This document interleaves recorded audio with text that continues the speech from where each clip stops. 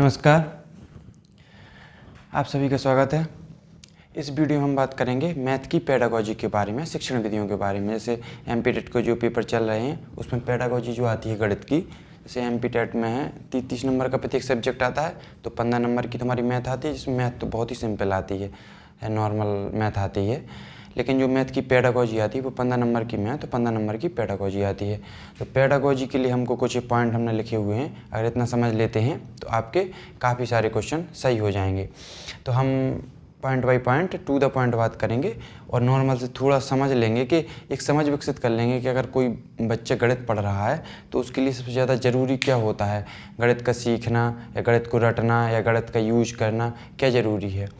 तो हम पहले समझ लेते हैं कि टॉपिक क्या क्या है। मतलब यही टॉपिक हमारे पेडागोजी के जब लिखे रहते हैं ना सिलेबस में, तो ये टॉपिक लिखे रहते हैं और इन्हीं टॉपिक को हम थोड़ा विस्तार से थोड़ी इन पर चर्चा कर लेते हैं। तो हम समझ लेते हैं कि शिक्षण गणित को सीखने की विधि क्या है, किस प्रकार से हमको गणित सीखना चाहिए।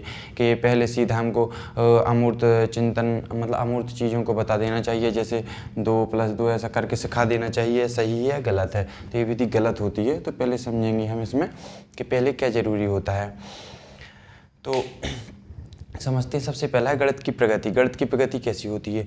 गणित की प्रगति होती है तार्किक। तार्किक का मतलब होता है लॉजिक। मतलब एक गणित में अगर कोई भी सवाल लगा रहे हैं या कोई भी थ्योरम सॉल्व कर रहे हैं या कुछ भी हम गणित में सीख रहे हैं तो उसका एक लॉजिक होता है। मतलब इलॉजिकल बात कोई भी नहीं की जा सकती है। जैसे जिस प्रकार हम भाषाओं में, भाषा शिक्षण में हम कोई भी कल्पनात्मक चिंतन कर सकते हैं, गणित में कोई कल्पना का स्थान नहीं है। आपको जो भी बात करनी होगी वो तर्क के आधार पर और लॉजिक के आधार पर करनी होगी। एक क्रमबद्ध रूप से बढ़ती हुई जाएगी। ऐसा नहीं है कि कोई बीच के कोई स्टेप आप खा के सीधा आप छलांग मार जाएं या कहीं पर भी आप कुछ कहने लगें। आपने जो बात शुरुआत से कहते हुए चले आए हैं उसी को आपको व्यवस्थित करना पड़ेगा।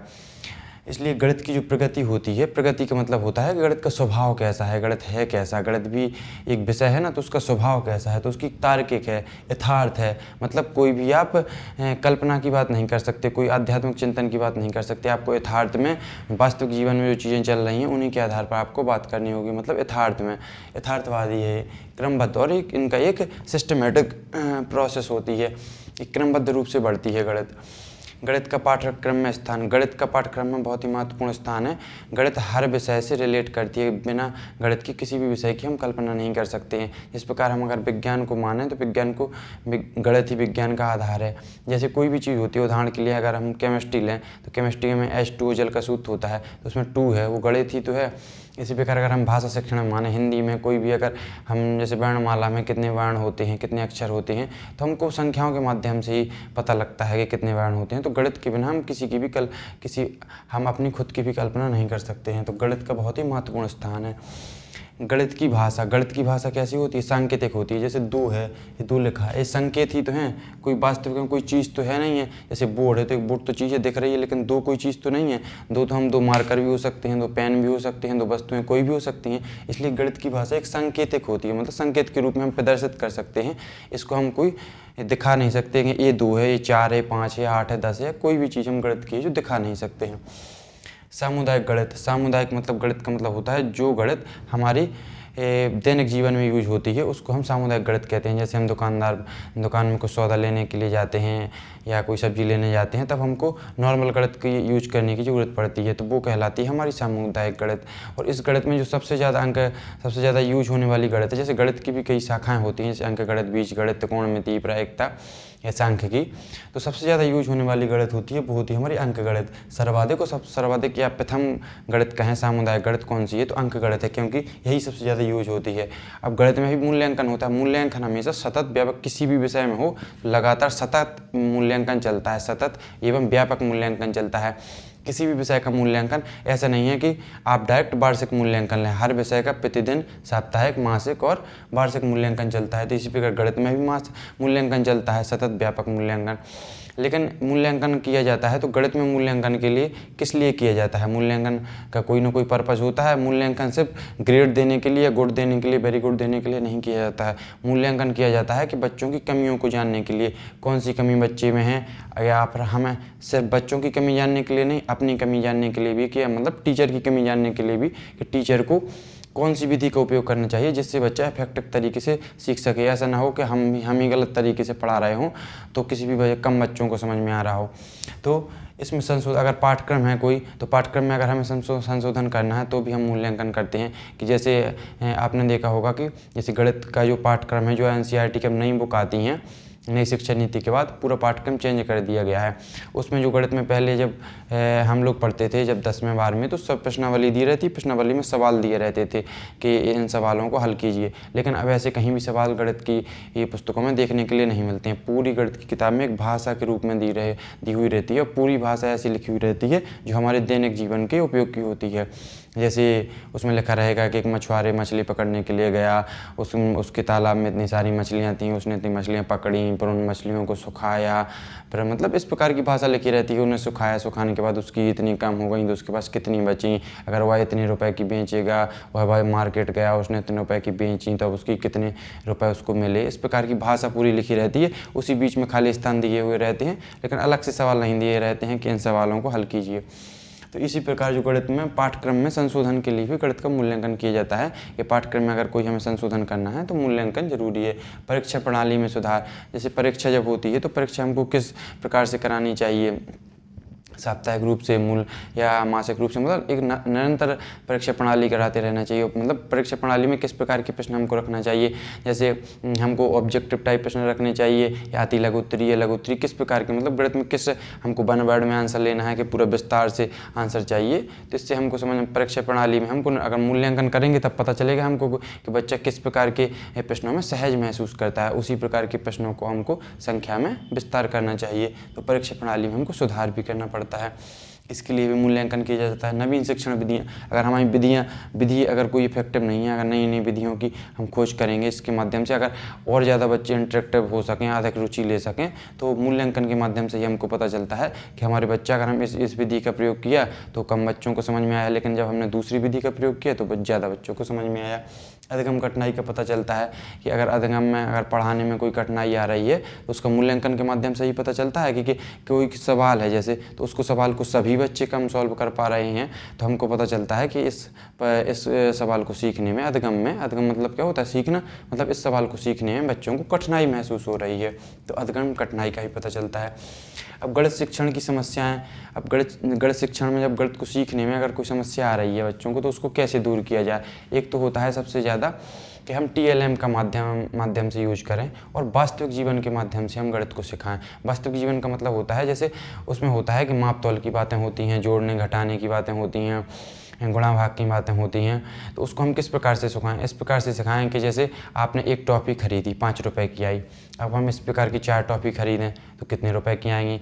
तो जैसे आप लेने गए तो आपको कितने रुपए की मिलेंगी, तो वो बताएगा 20 रुपए की। इसी प्रकार हम संख्याओं को बढ़ाते हुए चले जाएं और बताते जाएं कि अगर इस प्रकार को अगर हमें जोड़ना होता है तो हम डायरेक्ट गुणा कर पाते हैं।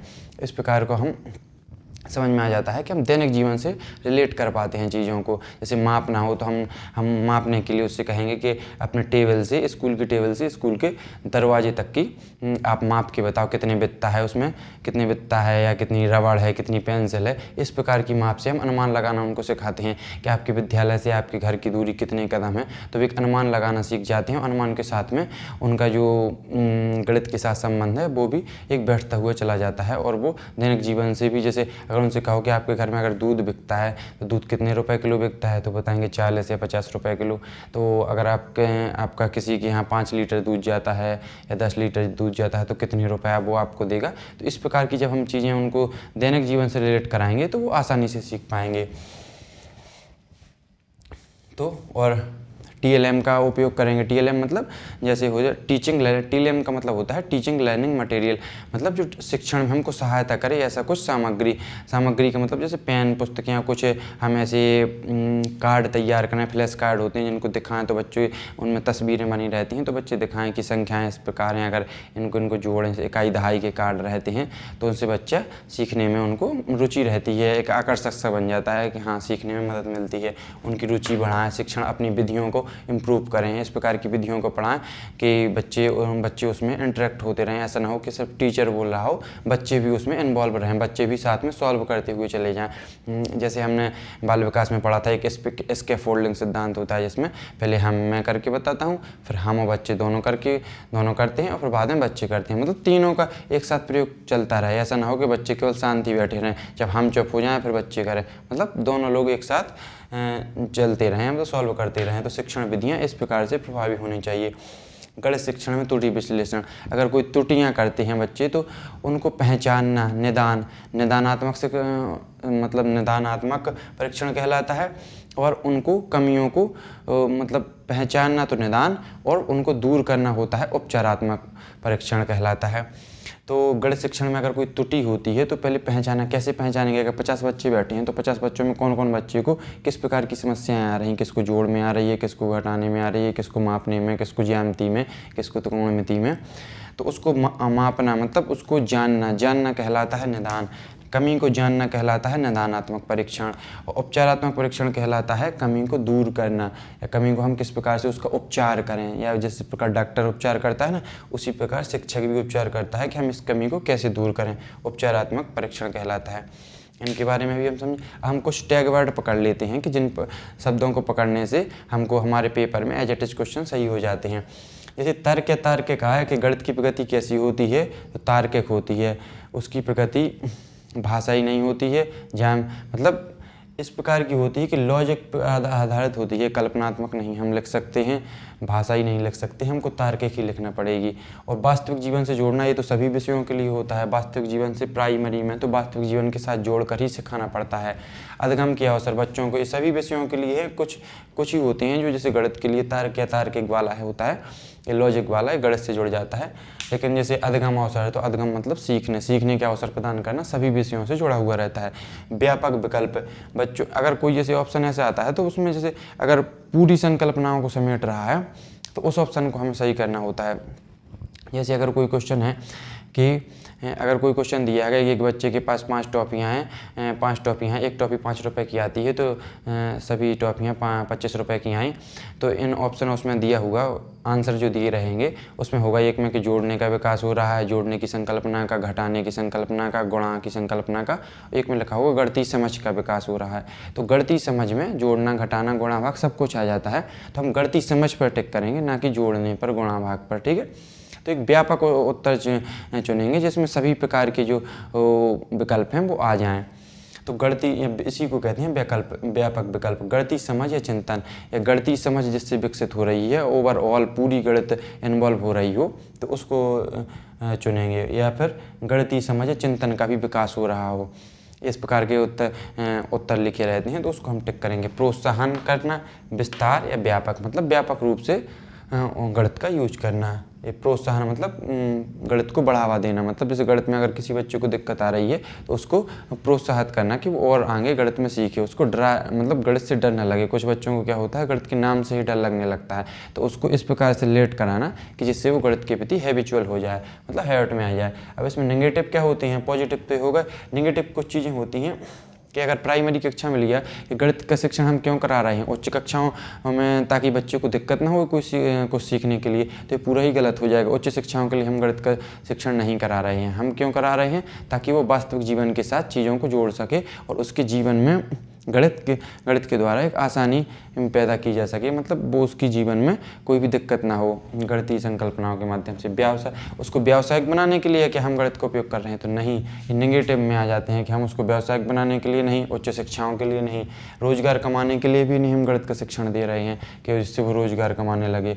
ग्रेड या रैंक के लिए जब भी हम मूल्यांकन करते हैं तो ग्रेड या रैंकिंग देने के लिए नहीं करते हैं, उसकी कमी को जानने के लिए करते हैं, अपनी विधियों को सुधारने के लिए करते हैं। जैसे केवल मात्र ही, ये तो नेगेटिव है, इस सभी विषयों पर लागू होते हैं क्योंकि ये सीमितता पैदा कर देते हैं, लिमिटेशन पैदा कर देते हैं किसी भी सवाल में आके।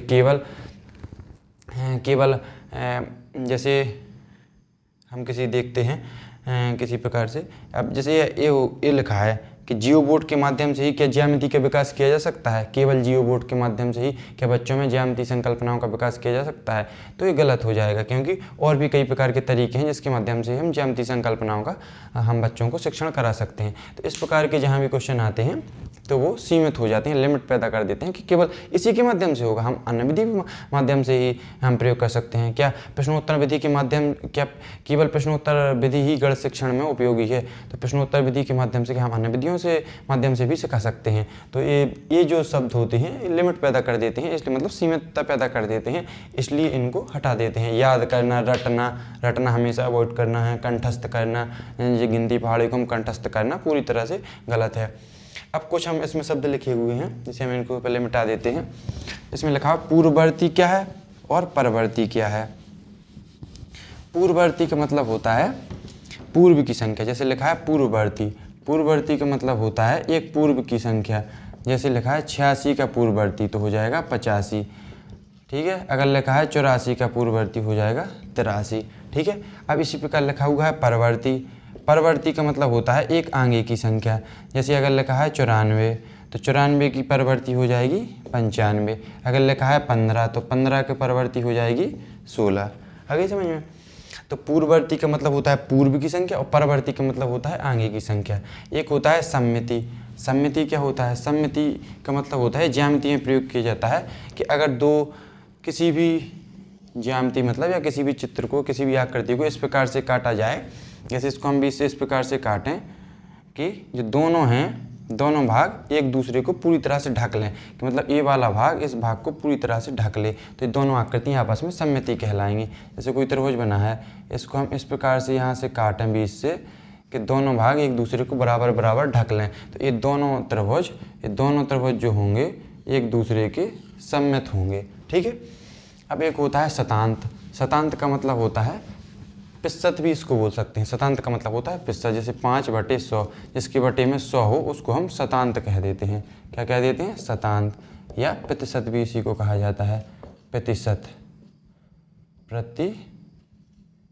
इसको प्रतिशत भी कह देते हैं। पूर्ववर्ती, परवर्ती, सम्मिति और शतांत आपको समझ में आ गया होगा। पूर्ववर्ती मतलब पहले की संख्या, परवर्ती मतलब बाद की संख्या, सम्मिति मतलब दो आकृतियाँ जो एक दूसरे को ढक लें, और शतांत मतलब प्रतिशत है, जिसको 1/100 भी बोल सकते हैं, ठीक है। हम थोड़ी और समझ लेते हैं कि गणित शिक्षण आखिर होता कैसे, गणित शिक्षण की प्रक्रिया क्या है, किस प्रकार किस विधि के माध्यम से हमको गणित को सिखाना चाहिए। तो सबसे पहले गणित शिक्षण को हमको इस प्रकार से सिखाना चाहिए।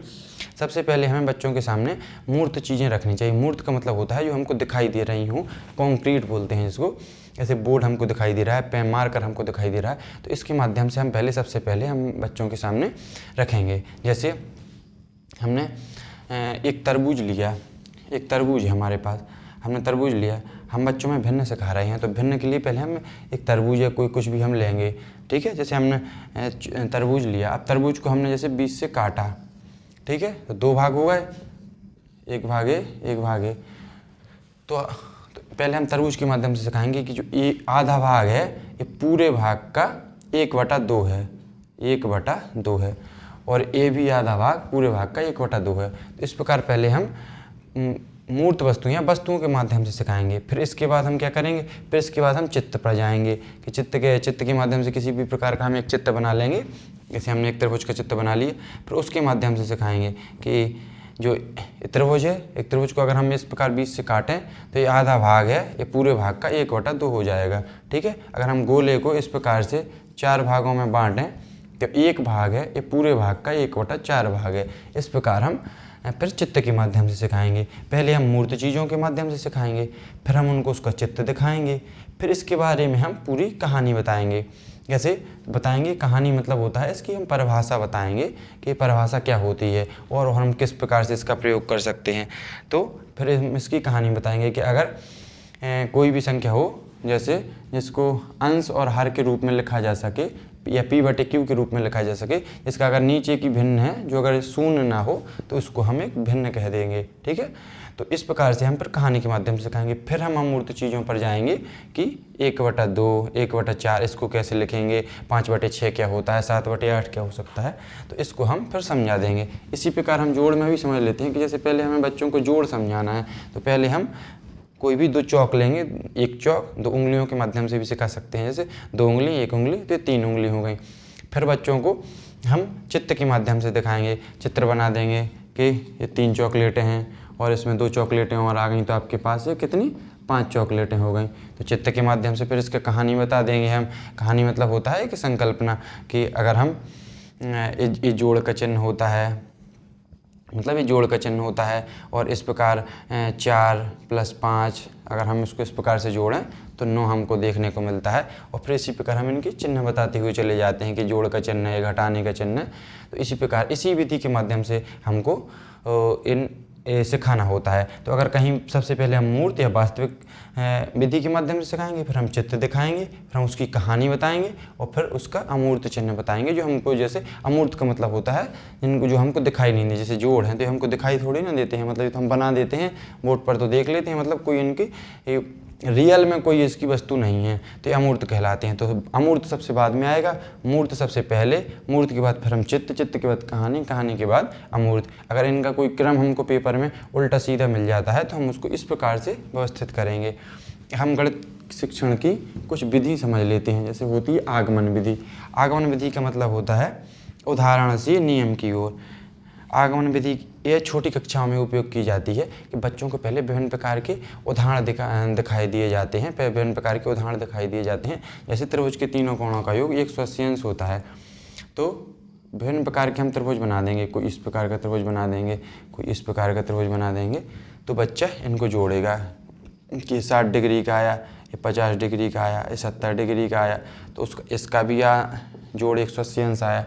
फिर वो इसको जोड़ेगा कि एक 90 डिग्री का है, ये 45 डिग्री का है, ये भी 45 डिग्री का है, इसका भी उसका 180 अंश आया। फिर वो इसको जोड़ेगा इसी प्रकार, जब इसका भी 180 अंश आएगा, तो इस प्रकार उसमें उदाहरण के इतने उदाहरण देखने के बाद उसके अंदर एक समझ विकसित हो जाएगी, ये समझ जाएगा कि इसी प्रकार होता है, तो ये नियम बन जाएगा। नियम का मतलब होता है जो सभी परिस्थितियों में एक समान चले, तो फिर ये वो नियम बन जाएगा कि उदाहरण से नियम की, उसको बोलते हैं आगमन विधि। इसी विधि के माध्यम से छोटी कक्षा में पढ़ाया जाता है, तो आगमन विधि छोटी कक्षाओं के लिए ज़्यादा उपयोगी रहती है। विशेष से सामान्य की ओर, विशेष मतलब नियम क्या होता है, एक सामान्य होता है। सामान्य का मतलब सभी जगह एक प्रकार से लागू। उदाहरण विशिष्ट होते हैं कि आप अलग अलग परिस्थितियों में अलग अलग प्रकार के उदाहरण ले सकते हैं। जैसे हमने त्रिभुज के लिए, आप गोले का भी ले सकते हैं। तो पूरा गोला 360 डिग्री का होता है, तो सभी गोले, जितने भी गोले होंगे तो सभी गोले 360 डिग्री के आएंगे जब हम उनको नापेंगे। तो इसी प्रकार से जो नियम होता है वो एक सामान्य होता है, उदाहरण विशिष्ट होते हैं। तो विशेष से मतलब उदाहरण विशिष्ट हो गया, तो विशेष से नियम क्या हो गया, सामान्य हो गया। तो विशेष से सामान्य की ओर, सूक्ष्म से स्थूल की ओर। स्थूल मतलब सूक्ष्म, सूक्ष्म मतलब होता है विशेष कोई उदाहरण होते हैं जो सूक्ष्म होते हैं, छोटे छोटे उदाहरण हमको ले लिए। और स्थूल मतलब एक नियम होगा, एक बृहद रूप में हो गया कि सभी जगह सभी प्रकार एक सा चलेगा। तो सूक्ष्म से स्थूल की ओर। और यह एक आगमन विधि होती है, मनोवैज्ञानिक विधि होती है। मनोवैज्ञानिक विधि इसलिए कहा जाता है क्योंकि ये बच्चों के अकॉर्डिंग काम करती है, क्योंकि बच्चा रटे रटाई चीज़ों पर, अगर जैसे पहले हम सीधा नियम बता देंगे फिर बाद में उदाहरण बताएंगे तो बच्चा उससे सीख नहीं पाएगा, सिर्फ उसको रट लेगा। लेकिन अगर जब बच्चा खुद करके सीखे, करके सीखने को ही मनोवैज्ञानिक विधि कहते हैं कि बच्चा करके सीखे जिससे वो भूले ना। तो करके सीखने को ही मनोवैज्ञानिक विधि कहा जाता है, इसलिए इसमें करके सीखता है, इसलिए आगमन विधि को मनोवैज्ञानिक विधि कहा जाता है। अब आती है निगमन विधि। तो जो निगमन विधि होती है वो आगमन का जस्ट उल्टा हो जाती है। निगमन है आगमन, निगमन और आगमन ये दोनों एक दूसरे के अपोजिट हैं। तो आगमन तो हो गया हमारा क्या, उदाहरण से नियम की ओर, ठीक है। इसमें हम पहले उदाहरण बताते हैं और फिर नियम। और निगमन विधि में इसमें ना लिखा भी है तो इससे भी हम समझ जाते हैं कि नियम से उदाहरण की। इसमें पहले नियम बता दिया जाता है कि नियम बता दिया, उसके बाद हम उस प्रकार के सॉल्व कर लिए जाते हैं। जैसे हम पाइथागोरस में बताते हैं कि कर्ण का वर्ग बराबर लंब का वर्ग धन आधार का वर्ग। तो इस प्रकार का एक नियम बता दिया, उसके बाद आप सवाल सॉल्व करते जाओ कि कर्ण 5 है, इसका 4 है, लंब 4 है, आधार 3 है। इस प्रकार हम संख्याएं बदल देंगे और हम सवाल सॉल्व करते हुए जाएंगे और कोई भी सवाल हम सॉल्व कर सकते हैं। तो निगमन विधि होती है, बड़ी कक्षाओं के लिए उपयोगी होती है, क्योंकि बड़ी कक्षाओं में हम बार बार उदाहरण देके हम नहीं करवा सकते हैं, करके नहीं सिखा सकते। लेकिन जो छोटी कक्षाओं के लिए आगमन विधि हमारे लिए उपयोगी रहती है। तो ये इसका जस्ट उल्टा हो जाती है। तो इसमें सामान्य से विशेष की ओर चलता है निगमन विधि में, और स्थूल से सूक्ष्म की ओर चलता है।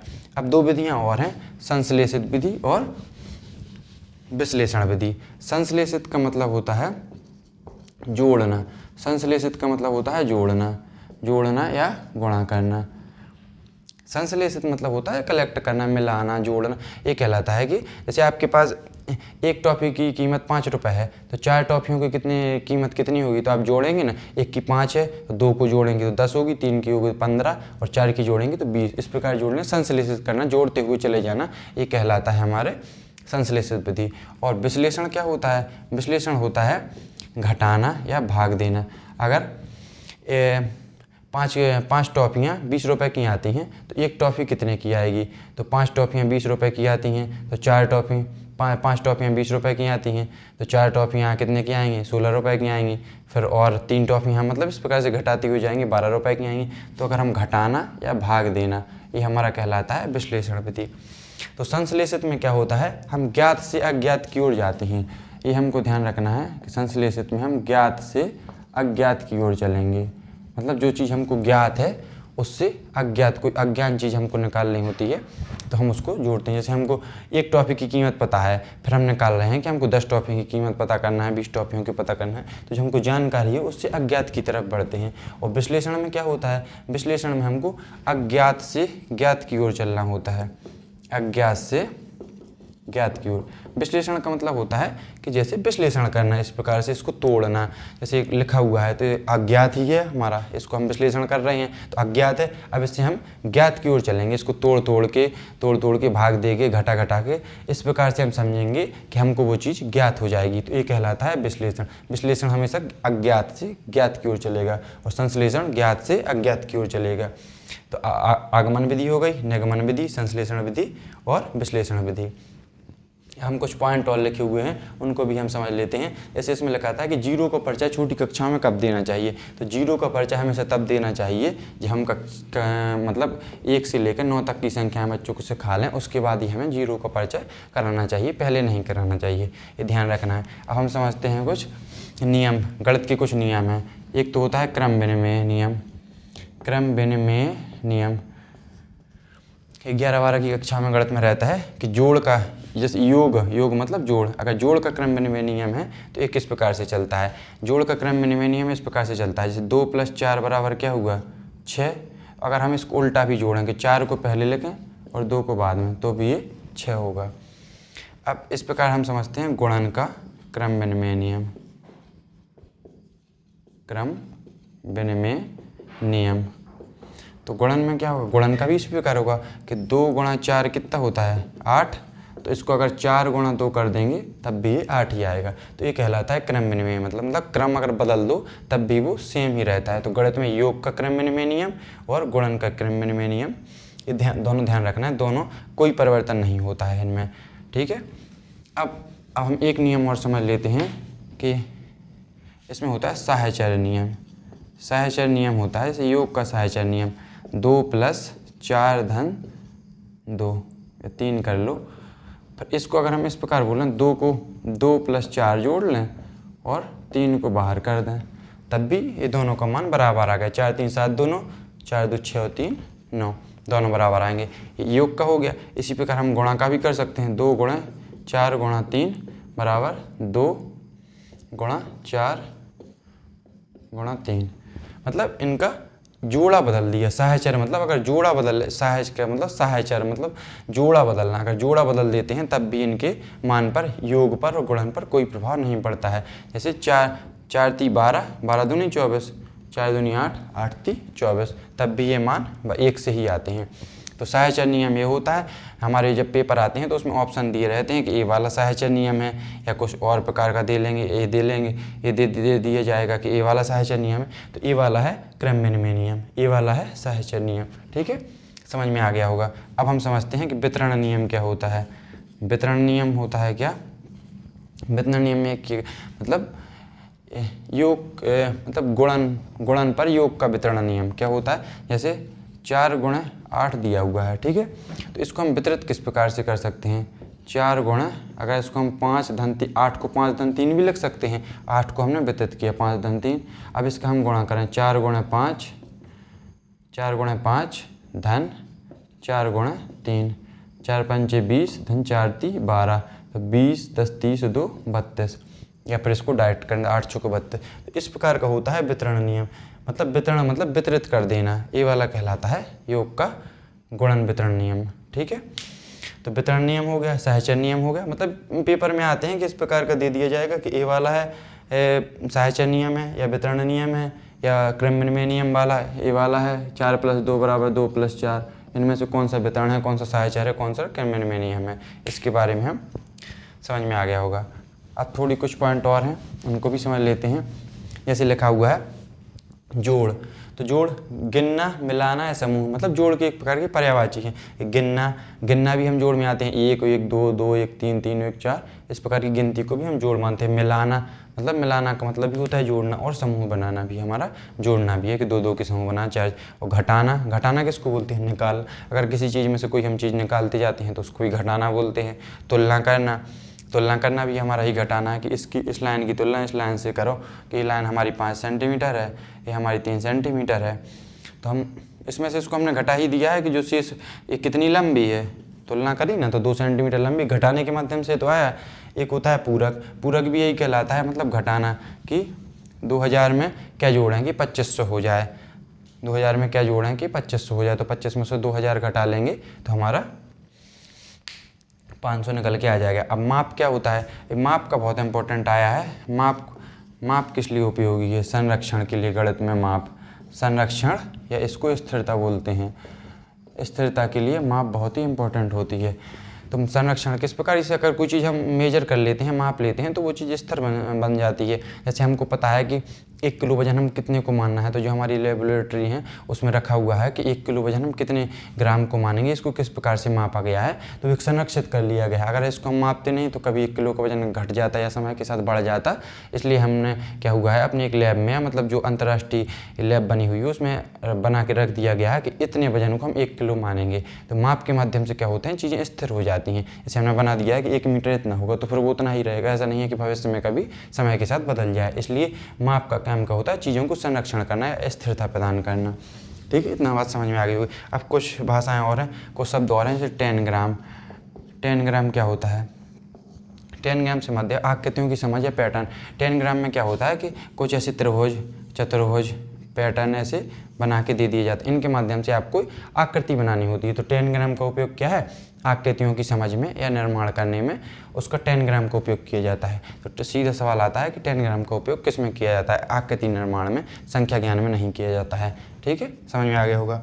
अभी दशमलव संख्याओं को ग्राफ पेपर पर प्रदर्शित किया जाता है। ग्राफ पेपर के माध्यम से सीखते हैं। जैसे ग्राफ पेपर ऐसा बना हुआ रहता है ना, इसमें बारीक बारीक लाइनें खींची रहती हैं। अब जैसे हमको 1/2, जैसे 0.5 को 1/2 लिखते हैं ना, तो 1/2 को दर्शाना, तो इसी प्रकार दर्शाएंगे ना, 0 यहाँ है और 1 यहाँ है, तो 1 को हम 2 भागों में बांट लेंगे। मतलब यहाँ से हमने एक लाइन खींच दी ये वाली, तो ये हमारा 0.5 हो गया। इस प्रकार से हम संख्या रेखा के माध्यम से दशमलव संख्याओं को ग्राफ पेपर पर दर्शा सकते हैं। स्थानीय समझ विकसित करने के लिए, तो स्थानीय समझ मतलब हमारे आसपास की हालचाल या बोलचाल की भाषा में, या बोलचाल की भाषा कहें कि आपसी जो हम प्रक्रिया करते हैं सौदा लेने में या कुछ सामान खरीदने में, तो उसके लिए हमको गिनतारा के प्रयोग के माध्यम से सीख सकते हैं। गिनतारा क्या होता है, गिनतारा एक प्रकार का यंत्र होता है जिसमें इस प्रकार के ऐसे कुछ लाइन मतलब तार लगे रहते हैं और इसमें एक गोले बने ऐसे रहते हैं। इसमें कुछ प्लास्टिक की ऐसी गोलियां डली रहती हैं जिनको आगे पीछे निकाल के आगे पीछे किया जा सकता है। तो इसके माध्यम से हम जोड़ भी सीख सकते हैं और इकाई दहाई भी सीख सकते हैं। ये हमारा इकाई का हो गया, ये दहाई का हो गया, तो इसमें 4 इकाई है और 4 दहाई है, तो ये संख्या हमारी 44 हो गई। तो इस प्रकार से हम संख्याओं को इसको जोड़ना घटाना भी सीख सकते हैं कि 4 में से अगर 3 बिंदु चले गए तो कितने बचे, तो हम 3 इसमें डाल देंगे तो 1 ही तो बचेगा। तो इस प्रकार हम स्थानीय समझ के लिए गिनतारा का प्रयोग करते हैं। ज्यामितीय संकल्पनाओं के लिए, ज्यामिति मतलब आकृतियों के लिए हम किसका प्रयोग करते हैं, जियो बोर्ड का प्रयोग करते हैं। जियो बोर्ड में क्या होता है, एक ऐसी दफ्ती बनी रहती है, उसमें कुछ ऐसी कीलें लगी रहती हैं और कीलों लगी रहती हैं। और कीलों में क्या होता है, कुछ ऐसी रस्सी बंधी रहती है या तार बंधा रहता है, तो उसके माध्यम से हम ज्यामितीय संकल्पनाएं बनाते रहते हैं। कभी ऐसी संकल्पना बना ली, कभी यहाँ से यहाँ जोड़ दी, तार में मतलब कीलों में तार ऐसे फंसा के हम संकल्पनाएं सीख लिखते हैं। ग्राफ पेपर पर भी हम इस प्रकार के ग्राफ पेपर पर भी हम त्रिभुज या चतुर्भुज बना सकते हैं, सीख सकते हैं। भिन्न सीखने के लिए भी हम भिन्न दशमलव एक ही है, उसके लिए हम संख्या रेखा का प्रयोग करते हैं। इतना आपको समझ में आ गया होगा। और इसी प्रकार अभी हम ईवीएस की भी वीडियो लाएंगे। ये हमारी एमपीटेट यूपीटेट जितने भी हमारे टीचिंग के एग्जाम होते हैं उसके लिए अगर गणित में कहीं पेडागोजी आती है, इन शब्दों को जो हमने बहुत ही इंपॉर्टेंट शब्द छांट कर लिखे हुए हैं, इतने शब्दों को आप अगर समझ लेते हैं तो आपके गणित शिक्षण में सवाल गलत होने के चांस बहुत ही कम हो जाते हैं। इसी प्रकार के और वीडियो के लिए हमारे चैनल MHRD टीचर को सब्सक्राइब करें। और अगर आपको कोई इसमें दिक्कत आ रही हो तो कमेंट जरूर करें कि जिससे हमको भी पता चलता रहे कि आपको समझ में आ रहा है कि नहीं आ रहा है। धन्यवाद।